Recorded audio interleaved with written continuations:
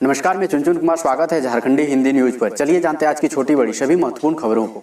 झारखंड में विरोध के बाद सोरेन सरकार ने वापस ली गाइडलाइन, नदी तालाबों पर मना सकेंगे छठ पर्व। झारखंड में नदी तालाबों के किनारे अब छठ पर्व मनाया जा सकेगा। मुख्यमंत्री हेमंत सोरेन ने पाबंदी वाली गाइडलाइन को वापस ले लिया है। गाइडलाइन आने के बाद से ही विभिन्न राजनीतिक दलों ने इसका विरोध शुरू कर दिया था। सीएम सोरेन ने कहा कि आपदा विभाग ने छठ को लेकर जो गाइडलाइन जारी किया था उसे भारत सरकार के आदेश के अनुसार और प्रधानमंत्री के वचनों के अनुसार जारी किया गया था। पीएम मोदी हमेशा कहते हैं कि जब तक दवाई नहीं तब तक ढिलाई नहीं, 2 गज की दूरी जरूरी। मेरी भी कोशिश अपने राज्य के लोगों की सुरक्षा ही है। अभी संक्रमण गया नहीं है। इसके बाद भी लोगों की जनभावना को देखते हुए नदी तालाब जलाशयों के किनारे छठ पर्व मनाने की इजाजत दी जा रही है। सोरेन ने कहा कि सरकार की कोशिशें होगी कि लोग सोशल डिस्टेंसिंग, मास्क आदि के साथ छठ पर्व मनाएं। उन्होंने यह भी कहा कि हो सके तो घर में ही छठ मनाइए।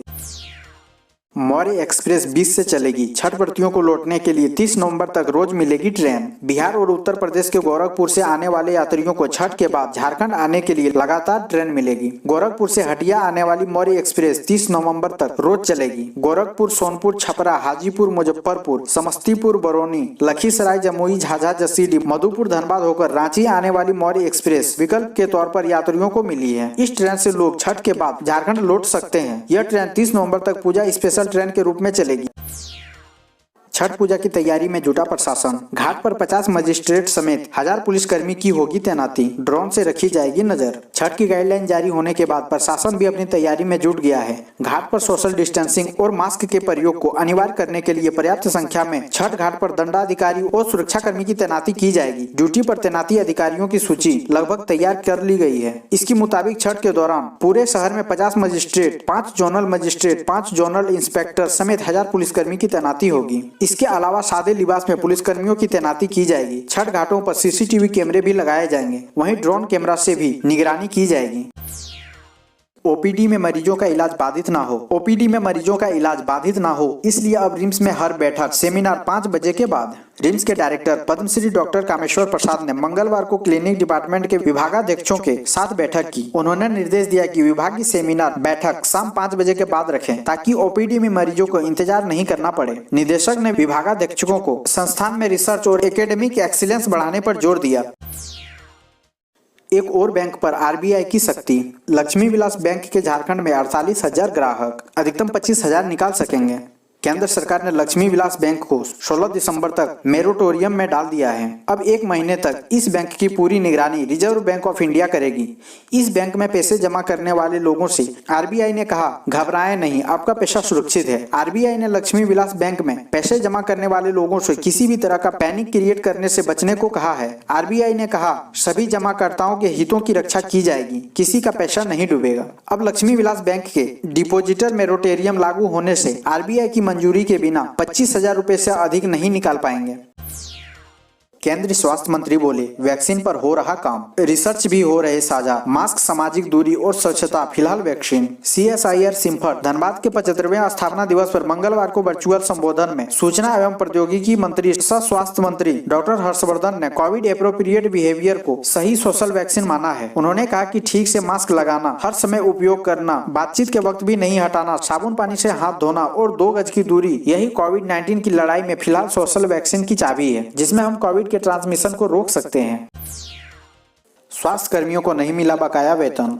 गोड्डा जिले में कार्यरत करीब 79 स्वास्थ्य कर्मियों को 3 माह मार्च, अप्रैल व मई 2020 का वेतन नहीं मिला है। इसमें ड्रेसर, ओटी सहायक, नर्स, कोल्ड चेन हैंडलर आदि शामिल है। जबकि प्रशासन द्वारा स्वास्थ्य विभाग को 1 माह पूर्व ही डीएमएफटी मद से 3 करोड़ रुपए से अधिक राशि मुहैया कराई गई है। उस समय तकनीकी गड़बड़ी का हवाला देते हुए डीएमएफटी कर्मियों के बकाया 7 माह में से 3 माह का वेतन रोक दिया गया था। काफी मशक्कत के बाद स्वास्थ्य कर्मियों को सिर्फ 4 माह का वेतन दिया गया। वहीं स्वास्थ्य कर्मियों ने बताया कि 3 माह वेतन नहीं मिलने से लोग आर्थिक तंगी से जूझ रहे हैं। 1500 पारा शिक्षकों के मानदेय भुगतान पर लगी रोक हटी। राज्य के लगभग 1500 पारा शिक्षकों के मानदेय भुगतान पर लगी रोक हटा ली गई है। झारखंड शिक्षा परियोजना ने इन पारा शिक्षकों को मानदेय का भुगतान कर दिया है। इसमें पलामू जिला के छतरपुर व नोडिहा प्रखंड के लगभग 453 पारा शिक्षक भी शामिल हैं। इन शिक्षकों को जून 2019 से मानदेय का भुगतान नहीं किया जा रहा था। दोनों प्रखंडों के पारा शिक्षकों की नियुक्ति में तय प्रक्रिया का पालन नहीं करने की बात कही गई थी। इसके बाद दोनों प्रखंडों के पारा शिक्षकों के मानदेय भुगतान रोक दी गई थी। इस दौरान दौरान कुछ पारा शिक्षकों ने नौकरी छोड़ दी। जो पारा शिक्षक सेवा में बने हुए हैं वो अपना कार्य कर रहे हैं, उन्हें मानदेय का भुगतान किया गया है। छात्रवृत्ति घोटाले की होगी सीआईडी जांच। झारखंड अनुसूचित जाति आयोग ने भी मांगा ब्यौरा। अल्पसंख्यक छात्रों के छात्रवृत्ति घोटाले की जांच राज्य का अपराध अनुसंधान विभाग कर सकता है। सीआईडी ने इस मामले से जुड़े विभिन्न पहलुओं की जानकारी धनबाद पुलिस से तलब की है। दूसरी तरफ झारखंड अनुसूचित जाति आयोग ने भी इस मामले में पुलिसिया कार्रवाई का ब्यौरा मांगा है। अल्पसंख्यक छात्रों के नाम पर कल्याण विभाग से मिली भगत कर पूरे राज्य में बड़े पैमाने पर छात्रवृत्ति राशि का गबन किया गया है। धनबाद जिला प्रशासन की जाँच में केवल धनबाद जिला में 9.99 करोड़ रुपए का घोटाला का अनुमान लगाया है। इस मामले को लेकर धनबाद जिला के 29 थानों में 89 मामले दर्ज कराए गए हैं। रेल यात्रियों को सफर में होगी आसानी। गोरखपुर हटिया के बीच चलेगी पूजा स्पेशल ट्रेन।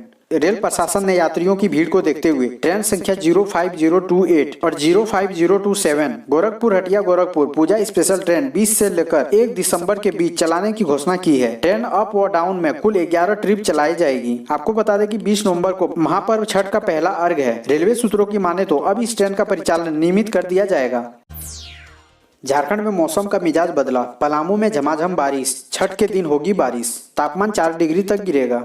झारखंड में मौसम का मिजाज बदल गया है। खुली धूप की जगह बुधवार को आसमान में बादल छाए रहे। पलामू में दोपहर बाद झमाझम बारिश हुई, जिससे सर्दी बढ़ गई। मौसम विभाग ने छठ महापर्व के दिन बारिश का अनुमान जताया है। साथ ही कहा है कि सुबह के अर्घ के दिन तापमान में 4 डिग्री तक की गिरावट आ सकती है। मौसम विभाग के वैज्ञानिक अभिषेक आनंद ने 5 दिन के मौसम का पूर्वानुमान जारी करते हुए कहा कि मंगलवार से ही साइक्लोनिक सर्कुलेशन था, जो अभी भी अरब सागर में मौजूद है। इसी के असर से झारखंड के आसमान में बादल छाए रहे। 2 दिन तक आसमान में बादल रहेंगे। 20 नवंबर को हल्की बारिश होगी और उसके बाद 2 दिन मौसम साफ रहेगा। झारखंड को रिजर्व बैंक से मिले 2600 करोड़ रुपए, जानिए कहां खर्च करेगी सरकार। झारखंड के आर्थिक संकट को कोरोना काल में रिजर्व बैंक से संजीवनी मिली है। केंद्रीय बैंक ने झारखंड सरकार को महीने भर के अंदर 2600 करोड़ रुपए दिए हैं। यह राशि 2 किस्तों में मिली है।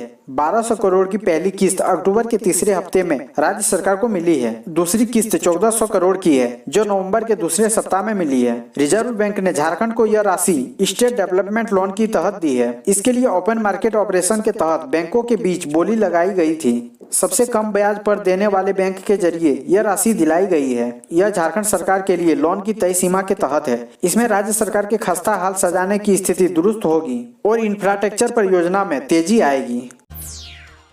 छठ पूजा के दौरान घाटों पर तैनात रहेगी मेडिकल टीम। अलर्ट मोड पर रहेंगे जिले के तमाम अस्पताल। महापर्व छठ को लेकर राज्य सरकार के संशोधित निर्देश के बाद घाट सजने का काम शुरू हो गया है। वहीं छठ को लेकर स्वास्थ्य विभाग ने भी तैयारियां शुरू कर दी है।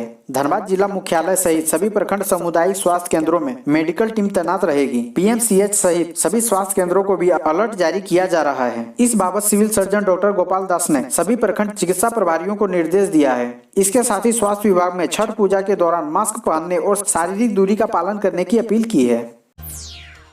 धनबाद जिले के सरकारी स्कूलों के बच्चों की किताब पर खर्च होंगे 7 करोड़, परिषद ने बजट आवंटित किया।